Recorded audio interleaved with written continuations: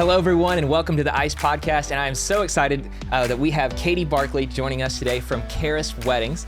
And today we're going to talk about how you can use the things that you do as an opportunity to serve people. And Katy has been someone that has really embodied that through the work that she has done through Charis Weddings. And as I've gotten to know her and know a little bit more about her business, it's just been very inspiring to me. And so, Katy, I'm excited to have this conversation today. Thanks. Yeah, I'm excited to be here. Thanks for asking me to do this. Yeah, it's going to be a lot of fun. So, Katy, tell me a little bit about just the story behind Charis. Like, what does Charis even mean, and how did you get involved? Yeah, sure. So my journey into filmmaking, I guess it's something that I've always been interested in. Maybe this is similar for you, but I grew up in the 90s with like my dad and his camcorder, and I definitely had that streak of wanting to make home videos and just feeling something really exciting about capturing moments in time. And so that's always been kind of part of my DNA, as well as writing. I've always really I identify really strongly as a writer. And so that's always been a big part of what I loved in school. And I think just the storytelling aspect of that led me to want to study journalism in college. So I'm from up in Ohio. I went to Elon University and I studied journalism there. And that really laid some really cool foundations for me. And I did an internship one summer in a newspaper office, which was a cool experience, but it led me to think like, I think I want to explore something a little different. It was a little boring, to be honest. Okay. We all got to start somewhere. We all got to right? start somewhere. And that's part of that, I think, that season of life in college and in your 20s where you are trying different things out and seeing like what works for me. And so I took the pieces of my major that I did really love, which was diving into people's lives, documenting real things, authentic things. I've always been more drawn to like documentary work, more so than narrative kind of like, kind of filmmaking in that sense, but more so documentary stuff. And so I started picking up a camera more and really dove into the video aspects of my media classes and just really fell in love with that. This is kind of a similar thing of what I know other people have experienced, but it was like 2012, and I got my first camera. It was a Canon Rebel T3i. Yep. I know many people in that time period started out that way, but it was a Black Friday sale, and so I had saved up some money from some video jobs, and I was like, I'm gonna buy this camera, and I had a friend get married pretty quickly in college, and I was able to capture her wedding kind of on a whim, and I think I charged like $225 or something. I had no idea what I was doing. However, was able to make something really meaningful for them that they loved. And I think the next project after that was a friend's friend was a wedding planner, and she really wanted to document her work and just what she was doing in her career. And so she invited me behind the scenes almost to do like BTS of a wedding. And that was a really low pressure, like fun opportunity. And then one of her couples saw that and they said, man, we really want a wedding video. So it just kind of started to snowball to where it was like one project after another, building confidence, like just realizing that I loved it. And so that kind of rolled throughout college. I was freelancing. I was shooting with other people who were shooting weddings. I was falling in love with editing weddings. At the same time, just getting to do different video projects for different like, nonprofits or just small businesses, like anybody who basically said, we need a video. Mm-hmm. And that snowballed up to the point where, you're charging more. You're starting to think, man, I can't believe people are like going to pay me money to do this. This is so cool. I love this. Can this be a job? And so that was kind of like my start in terms of video and realizing that really did excite me. And the way that I got into weddings more specifically, what really helped out a lot. Back in 2015, I went to a friend's wedding, and, when you're wanting to get into this work, I think you're always on the lookout for like just learning from anybody and everybody. So I walk up to the videographer at this wedding and I introduce myself and I'm, asking what kind of camera you're using, like, oh, cool, like, just kind of nerding out. Mm-hmm. And his ears perked up and he was like, man, like, do you shoot weddings? Like me and my business partner actually could really use some help. Like, would you like to meet up with us and our wives sometime to chat? We might really want to get you involved. And I said yes. And so I got dinner with these two guys who were best friends and their wives, and I got to learn about this company they'd started together in 2013 called Charis Weddings. And I just really loved hearing what they were all about. They had this like excitement about the work they were doing. I remember they said, we really want to tell stories and create art and serve people really well and serve marriages. And I could just tell that they had a bigger picture in mind with that they wanted to create something that could really bless people's marriages, like in the present and in the future. And so just from then on, they kind of threw me in. I was just willing and wanting to learn and asking a ton of questions, and just got a lot of hands-on experience. And I'm so blessed to have had these two gentlemen as mentors. But I started shooting with them, assistant shooting, then second shooting. They very graciously trained me up to be a lead shooter, which, you know, Nice. I learned so much in that time. I was editing, so it was just all the things. Very slowly, just kind of like taking on more and more responsibility. And yeah, I mean, gosh, that just kind of, that in a nutshell, progressed up to today, where both of those guys had full-time jobs and careers outside of wedding filmmaking. They were shooting like 30 to 40 weddings a year. And as time progressed, they were just able to do a little bit less and less in the wedding world, and they kind of passed on to where I was doing more and more. And so really graciously was offered the opportunity to take over what they started, and have been full-time for a couple years now. And I'm currently like the full-time owner of Charis Weddings. So that's how I got to like What a cool story. what I'm doing now in a nutshell. Yeah, there's some different parts of that I kind of want to dive in. Yeah, So please. we'll come back to Charis, I guess, in a minute, but I want to go back earlier into the story. And so you're like, you got your Rebel T3i, Yes. and you're working hard and you're filming and you're kind of like experimenting. And what's been interesting as I've done this podcast is hearing how many people, like almost like, I guess everyone has humble beginnings. And it's like, I know for myself, you start out like learning on YouTube and stuff, and or Yes. if YouTube was even a thing, I don't know. It was a thing. Okay.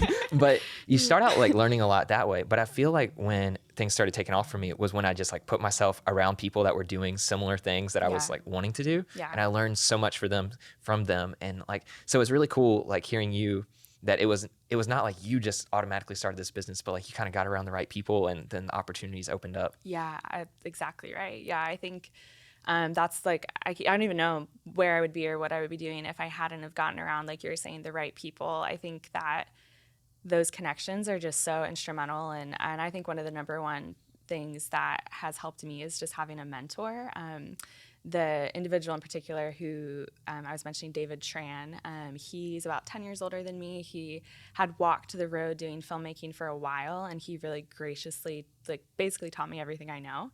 And having somebody that has just gone before you, and now it's so fun because I'm having the opportunity to do that and to teach others those types of things. So it's just having those connections like really made a huge difference. Yeah. Yeah. So you also got your degree in journalism. Yeah. Right. Yeah. And then you said that was something that you like really related to, and we were talking earlier about like you love words and stuff like that. Do you feel like that degree, how has it kind of helped you in what you're doing now? Yes. Do you see the overlap to what you're doing now? Yeah, I really do. I'm really grateful for the education that I had. I mean, there's a couple ways, but one way that I feel the overlap and that I get so excited about in my work now is that I really relate to filmmaking as if I am writing. It feels very narrative to me, and this is like more nuanced. I'm happy to go into later if you want, but like the way that I edit, it very much feels like writing to me. I really prioritize, actually all my edits start on paper. And with wedding filmmaking, it's just so important to me that there is a strong story to tell. Well, whatever the story is, I want to focus on telling it well. And so I just, from the lens of through my journalism classes, I had this professor who would always say that being a strong writer is like the golden ticket in any career. And I've noticed in the work I do now, I'm really grateful for my passion for writing and like the foundations I had in that, because I do think it has influenced my editing and my ability to tell stories in film. And I think, I love the idea of getting to document like moments in time and to delve into people's stories and interview people. And on wedding days, sometimes if couples are into it, like I am having the opportunity to sit them down and do kind of interviews. We don't call them that, but like I will say girl chat or guy chat, where they're just chatting with their people, and I'm kind of in the background like chiming in to like help sway the conversation, but they're also just having organic conversation, and I love that. Like that feels like, it does kind of feel like and you understand this, but like wedding filmmaking can almost feel like you are making a documentary of these people's lives. And I just, I love it. I love it. So yeah. Oh my goodness. It's the coolest thing ever. So, Yeah. and I feel like this is something you're really good at. So we're going here a little bit earlier in the conversation than I anticipated, but I want to talk to you a little bit about your process for like a little bit, it sounds like almost planning and day of stuff of like, actually you need the content, right? You need to film the interviews or whatever you call them. Yeah. But then also like piecing that together, when you said that you write out your films almost before you ever put them together, that's, I'm like, okay, please tell us more about that. So. Yeah, sure. Yeah, it's funny. I have a notebook. All of my films start on paper. And well, I've been fortunate enough to be able to do this. I think I don't know the number, but over 100 edits. And so over that course of time, I've kind of established, no two films are the same. There's no recipe, there's no formula. But what is the same is just my creative approach that I feel like I've really honed in on, where I need to start, where I need to end with a film. And so, it really does start in the beginning of the process, getting to know the couple and really feeling like I have a good idea of like their background and their story and why. So I have a questionnaire that I send out. I love getting to hop on the phone or like a Zoom call with the couple, and that establishes like a connection, comfortability where we can draw out more of that personality on the day of, but also just knowing a little bit about their background. I want to know like who these people are, because the way I think about the wedding day is like, this is one 8 to 10 hour span of time. However, the story we're telling is actually much larger than that. Yeah. And so I want to know just kind of what challenges they face, like where they've come from, and all of that just kind of comes together with, the feeling of the day. And so the first part of the process is really getting to know the couple, obviously shooting the wedding. But okay, so I want to tap into that. So go ahead. Getting to know the couple, like what are you looking for? Yeah, basically just conversation and, like getting to do a meeting, a pre-wedding call. I love if both, people can hop on and we can chat before the wedding. And then like when, on the day of, just like really looking to be, to just like feel more engaged and like to chat, to ask questions, to like just feel like you're part of the crew when you show up. Like that's the best feeling. I love following our couples on social media and kind of getting to like see what's going on, like as it's leading up to the wedding, and chiming in and just being like a cheerleader in the season of engagement. I think I have a what do you call them? Like a collection where I have like all my 2022 couples on Instagram. So if I need to, I can just kind of quickly tap in and be like, oh, what are they up to? Like what's going on? And just kind That's of such like a good idea. Follow. Yeah. I started doing that because it is a quick way to just kind of tap in with everybody. So that's one way. Yeah. Yeah, that's such a good idea. And I feel like that has helped me so much going, first of all, just like in making better films and showing up more prepared, is like getting to know the couple and making sure you have the essentials. Like I would say you have to have the information. Like that's like almost the first part. But then the more you can get to know them and like get to know their story and stuff, it feels like that's when you can almost feel like you're friends and there's comfort around you, and also can like produce a better wedding film. Yeah. And I think like some of the questions on our questionnaire are a little bit more like detailed into their backstory and help kind of bring out some of that and lead me to ask more questions in our Zoom call or whatever. So so like getting to know the couple, and then just kind of back to your question about how the films come together. I think I spend a ton of time like thinking about music. I know it's just a very thoughtful process for me, because that's gonna lay the foundation for the story. And so just thinking through, how does the music tell the story of the day, but the larger story, how does it pair with the audio that's going to be used, and just the overall feeling. It's a little like soft and mushy to try. You can't really explain. I know you understand what I'm talking about, right? But it's like a connection that you have to have. It's a very it's a lot of time that can go into that aspect. I actually I did this last night when I left a wedding, but almost immediately when I get in the car, I hop on my music app. I use MusicBed, licensing library, and I'm starting a playlist. I'm immediately thinking, okay, I just left this wedding. I just got in the car.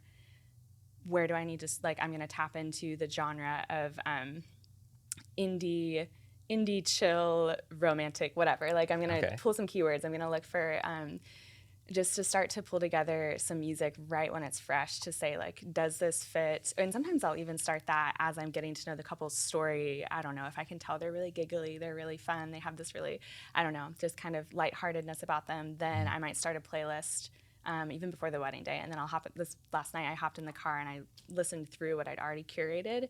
And then I was like, this song's going in the film, because So the music just is something I try to spend a lot of time on. And then when I'm starting an edit, I think the first step for me is going through like the content where you're hearing the most audio, if it's speeches and toasts, or the ceremony, or vows, or letter readings, or whatever happened during the day where there's like words and narrative and speaking.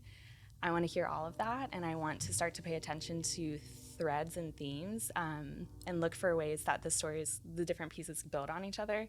So maybe something was said at this moment that connects really well. There's this theme of overcoming long distance, and different perspectives on that, and how can we take those and piece them together. And I just kind of write them out on Post-it notes or on a notebook, and I'm just starting to, it's very messy, but I'm just starting to draw connections and identifying those themes, and then building a story on paper, and then from paper to my editing timeline, and then matching that with the right pace and the right feel of the music. And that's the first step. Really, the most work is in that phase of building the story. And then the next part of laying the visuals comes pretty quickly and easily to me, because things fit. The film is already built in my head as I'm laying this. This is hard and cheesy to explain, but the film is just like in my mind as I'm building the story. So the B-roll part comes pretty quickly after that, because I just already see it in my mind. It's almost like I've heard people on YouTube be like, story is king, or something like that. I almost feel like the way that expresses itself for me is when I first started like editing weddings myself, it felt so overwhelming, because I would get home and I would have all this footage, and I think I would try to edit it like a photographer. So I would go and like color grade all the clips, and so then I would have like hours of color graded clips, and I was like, where do I even start? or I'm like finally tuning one clip that, like you said, you don't even use and stuff like that. So having the story in mind and seeing like the music and how everything goes together, I love that. Man, I'm gonna start using that more.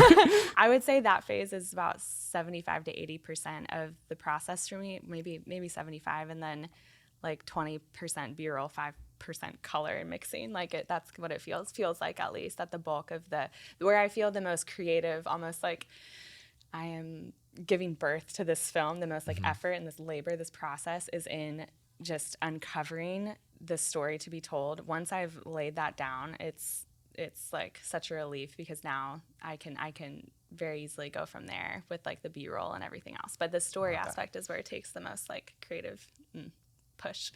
Yeah, I love that. So the story, like you really focus on the story, build that out with music and stuff. Do you feel like there's any other things that really, in your years of like filming weddings and editing and stuff, it feels like, for me, I think most of the time I like the filming part. Like I could show up to a wedding all the time, and I love that. But the editing part, that feels a little bit more like not my sweet spot. Yeah. So is there any like tips or things you feel like you've learned along the way that's really helped you on that piece of it? Yeah, something that really inspires me, and I guess like a motivation with editing for me is just the idea that, the work that we get to give clients is something that, what an honor to think that they're going to, something that like our hands touch, like will exist in the future, hopefully in 50 or 100 years. That causes me to really pause and to think while I'm working, like, this has to be excellent. This has to be, I try not to be a perfectionist, and that's a weakness of mine, but I try to let go of some of that, but also at the same time, it is a big responsibility, because I think my family has really gathered around family memories and nostalgia, and I get that from my grandfather, and that's just a high value to me, is being able to learn from and reflect on where you came from. And so I just, when I give these films away to couples, I really am thinking through the lens of like, man, like this will outlive me, like what an honor. And so, yeah, I just put a ton of like thought into that process, because I know how much it means to my family and how much I hope it means to them. So yeah, that's beautiful. I think that's like what really makes this fun too, and like worth doing, is you can get burned out if you're just like in it for the money or doing, I don't know, just filming weddings, and if that's your whole vision, it can really be burned out. But when you have a bigger view of it, it can be really meaningful. I agree. Yeah. So I wanted, kind of like the idea behind this podcast, I really wanted to talk to you about like service. And we were chatting before. I feel like that really embodies itself in two ways. One is kind of like just how we show up, how we like treat people, and kind of, I guess, our posture of service. And then also it's like doing things with excellence, and we're not just like half-heartedly doing something and calling it like, well, we're serving, but we're like really doing the absolute best we can. And I feel like we kind of touched on the excellence piece, and like with the editing and telling a good story. And so I want to talk a little bit more about just like the service, and even I know with Charis, like, and the meaning behind that, but I would love to talk just about like, what is your heart when it comes to like serving couples? Like, what is kind of the motivation behind that? Yeah. That's a great question. So I could share just kind of what Charis means and where that comes from. So David and Chris chose that name. Charis is a Greek word that you would find like used in the Bible for grace. And so for me, as a person of faith, grace is just a word that really means a lot to me and really represents the way that I feel God has treated me as a person that has not done anything to deserve or can never do anything to earn his love, but that he has, given me as a free gift, and primarily through Jesus, who has given me the ability to be in a relationship with the God who created me. And so out of that, just overwhelmingly thankfulness, like, I want to go out in the world and show people the same grace. And it's kind of just, I would say, the heartbeat or the DNA of how I desire to operate on a wedding day. I think that the posture of wanting to show up and enter into somebody's really special, intimate time, I mean, such an honor to be a part of those moments, and really wanting to prioritize bringing an atmosphere of, I would say, joyfulness and peace into that space. Means a lot to me, and to be gracious in the way that we serve people and going really above and beyond. And I mean, it seems too simple to say, like, treat others the way you want to be treated, but like I really want to serve people in the way that I would want to be taken care of as a bride or just as a person in general. But yeah, I think that one thing I've noticed that David and Chris really bestowed upon me and taught me was that we are going to prioritize the way we treat people first, in all aspects, the couple, the other vendors, the photographer, the bride's mom, just everybody in general. That's our priority. And then creating a really amazing film is almost second to that. And that has just really been a focus that I think if you're able to come into a space and make people feel comfortable, to really allow them to connect with you and to like let them know that you're there to make sure their day goes well, and that like you want to add to that element of it, it's going to naturally create a better film anyways. There's lots of little details I think I could share about around maybe some of the ways that we do that, but yeah, I think just the way you treat people is so important. And I kind of laugh because I think that part of the reason that we've been able to serve so many people and like this business has been going on for so long is that that's always what we've done. And I laugh because there's times that I know in the past, like, I have not had the best or fanciest gear.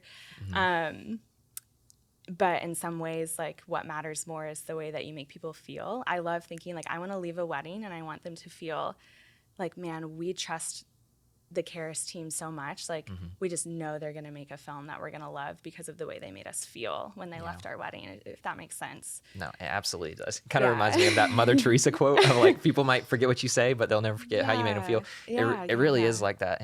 And I'm in class right now, and one of my teachers had us read this book called Hero Maker. Oh, cool. And I really like the idea behind it, but he said that a lot of us spend the first half of our lives trying to be the hero. And we ought to spend like the second half of our lives trying to almost like make others the hero.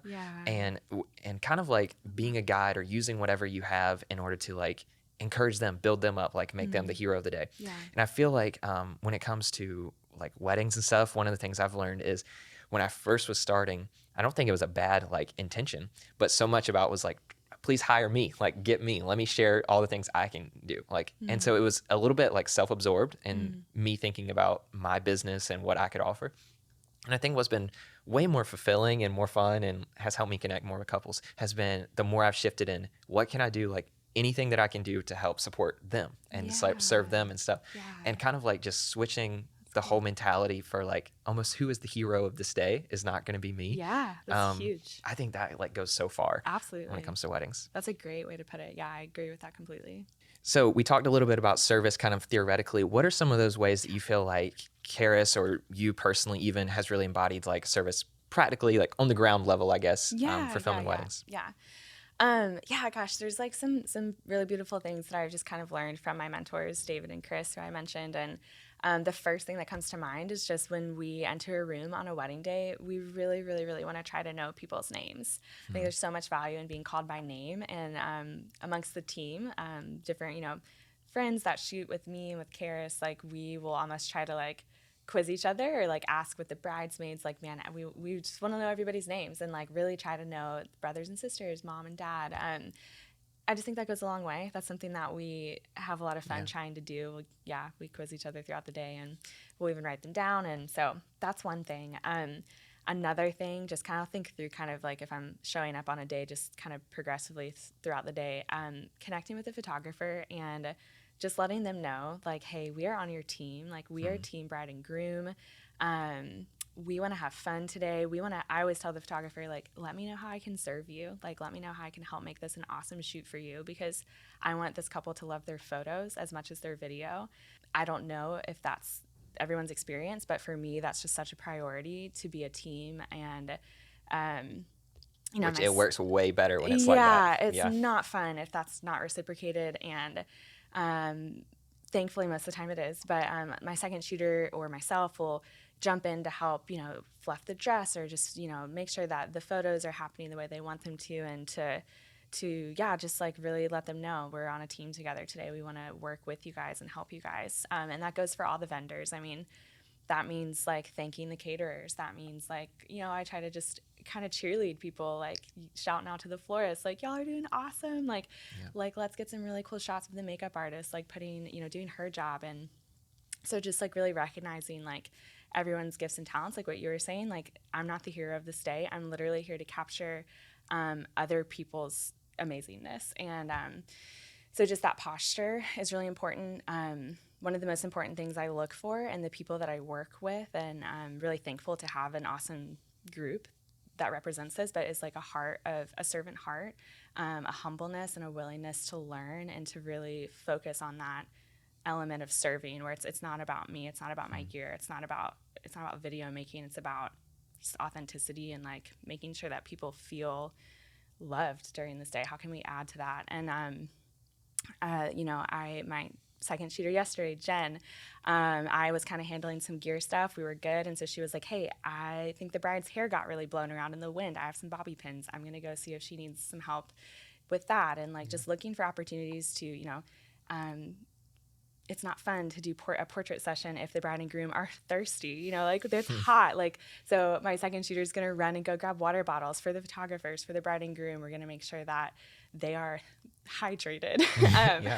And paying attention, also reading the room, like knowing like if, how can we get the shots we need, but also make sure that if they're tired and they just want to go hang out with their people, and maybe we have a little less on the portrait side than normal, this is their wedding day. They want to go hang out with their people.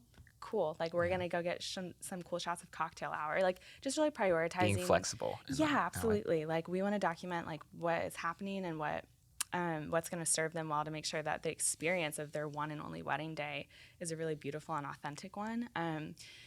And so those are some things that come to mind. I think we love the dance floor time, like getting out on the dance floor.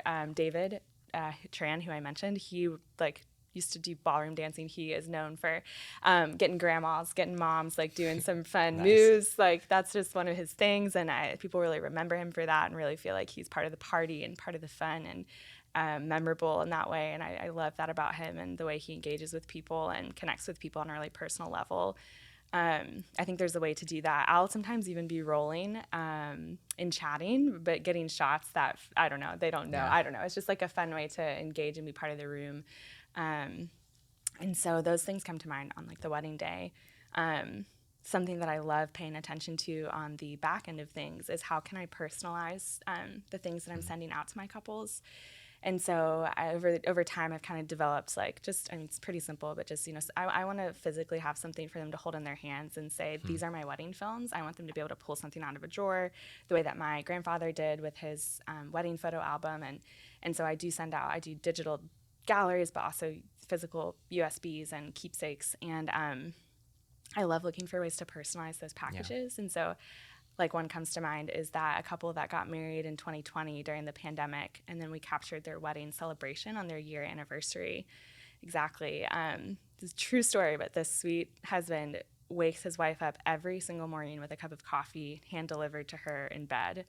And set the bar up here. I know. And she said, 364 cups of coffee up to that day in her letter. And I heard that, and I talked to him about it later. I was like, is this true? Like, you really give her a cup of coffee every morning? This is amazing.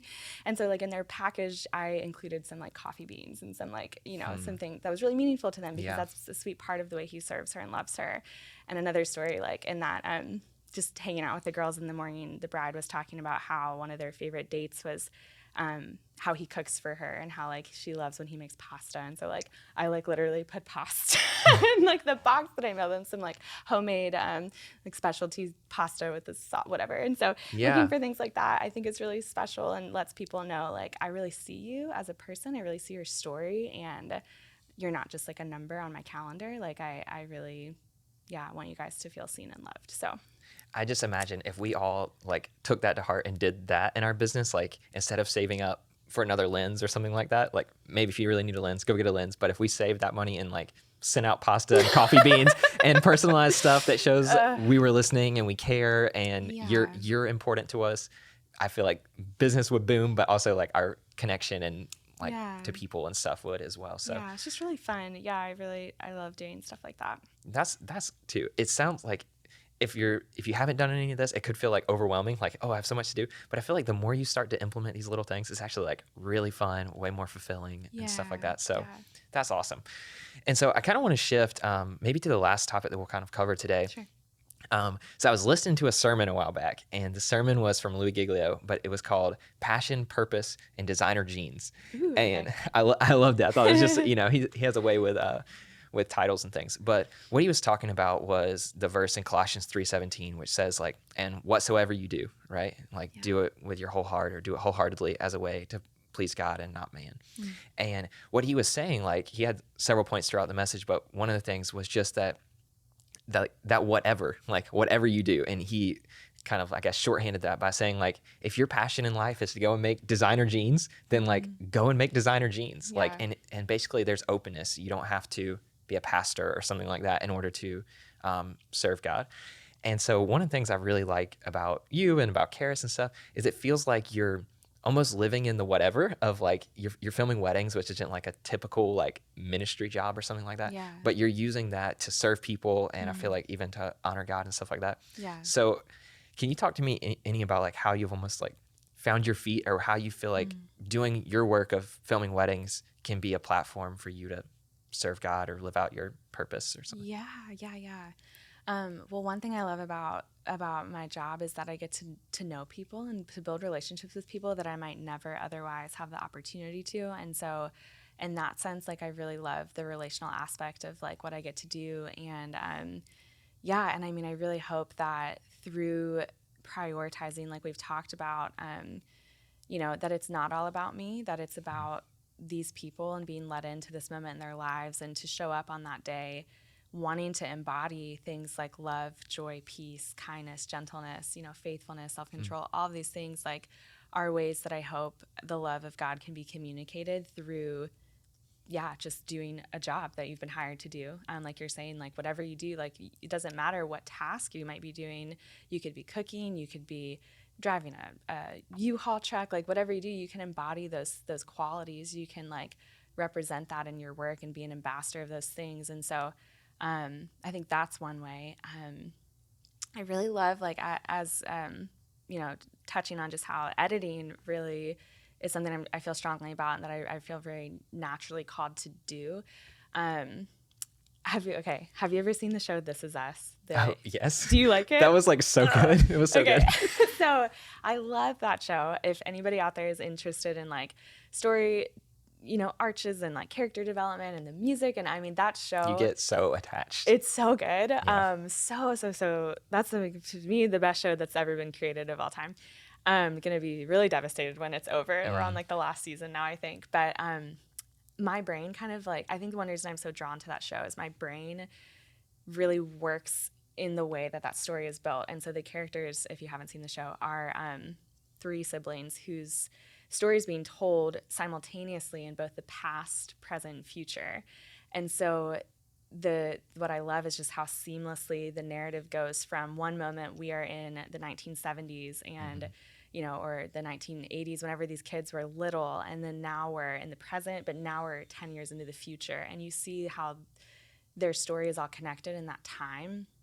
And I think that's a really cool representation maybe of what God sees when he looks at us, because God's not bound by time. He is outside of time. He created time. And so God's able to interact with me, with my 5-year-old self. He's interacting with me now as my 29-year-old self. He's also present with me, if I make it the song on the earth, with my 90-year-old self. And so I think there's something really beautiful about the way that the stories are told in that show. And something about that really resonates with me when I'm creating wedding films, because I think the backstory is coming to life. I'm starting to imagine, okay, you met 10 years ago, like there's that 10-year ago version of you guys that exists. And I always look for photographs that might be in frames set up as decorations, because I want to see, that 15-year-old high school dance picture when you guys went on a date together, whatever. I want to get shots of that, because that's a representation of your past self. We're documenting now your wedding day, your present self, what this moment in time feels like, why you chose to join your lives together. And at the same time, as I'm editing, I'm imagining their 80, 90-year-old selves. And I'm thinking about, in the future, how is this going to impact like your lives? And, I know that a wedding film's not going to, save a marriage or change, probably change the world. But I think that it could have the power to bring them back to that moment. I think about just the future version of them interacting with this product, but what really is like just like a preservation of a moment in time, and how those things all come together. I don't know. It's just really, it really, really gets me. And I love getting to edit and kind of almost the idea of like, okay, so I got married 6 years ago, and ironically did not have a wedding videographer. Okay. LOL. I did not even have any friends with like iPhone video clip. Like I have nothing. I have like a boomerang from my wedding. Like I have amazing photography. Whatever. I had a great photographer, but no video. So sad. And that goes into how I love to serve people too, because I know how much I would give. I would pay a large amount of money if I could have go back and have video of our vows. Sad. It's whatever. It motivates me in the work I do now. But the reason I was saying that is because what I remember of my wedding day, it is in my mind, and I pray that it stays in there and that it stays very sharp and clear. The films that I get to make, like I know that I am influencing the perspective of what this couple's going to look back on and remember from this day. Yeah. It will influence like the feelings they have. It will influence the flashbacks that they might see. So like what a gift to get to give that to people, and to just imagine that past, present, and future, and just like how it could affect their lives. And so, yeah, I think that I also like am imagining as well. I think that one way I relate to God is that he is an author or a director.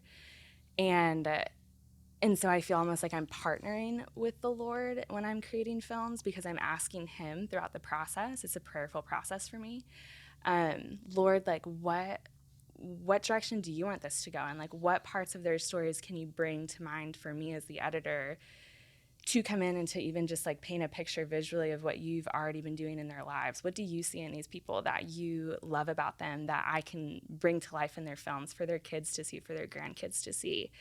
Can you just help me to kind of see the story you've been writing and then allow it to come out of me and into the world? And so I think that, those are a couple of things that come to mind with I'm amazed. Like, okay, my mind is blown. I'm going to go back and listen to that part like 20 times. Every time I go to a wedding now, I'm going to start like just listening to that. That's going to be my hype up speech right there.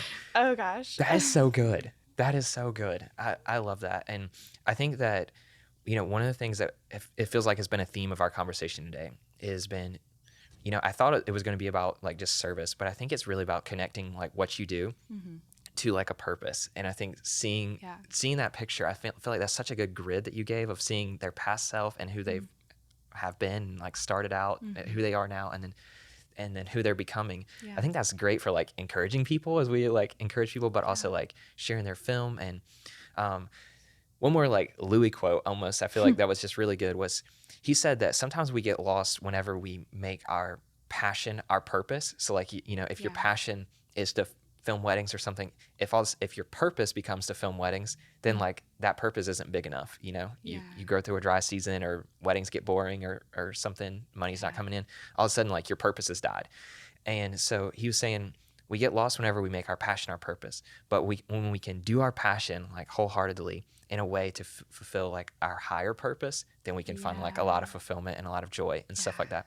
And it feels like you've kind of tapped into that in a really cool way of you're filming weddings. Other people might do hair or be an engineer or sell insurance or whatever they're doing. But if they can find a way to connect their passion to their purpose, I think that's like going to lead to some really beautiful things. Yeah, I think you're right. I feel really fortunate to have landed into where I am, to be able to connect those two things. It really is a gift. Yeah. Well, I think we're going to wrap up the podcast there. I have thoroughly enjoyed this conversation with you, and hope everyone listening has as well. And so thanks for being with us today. Yeah, absolutely. Thank you so much.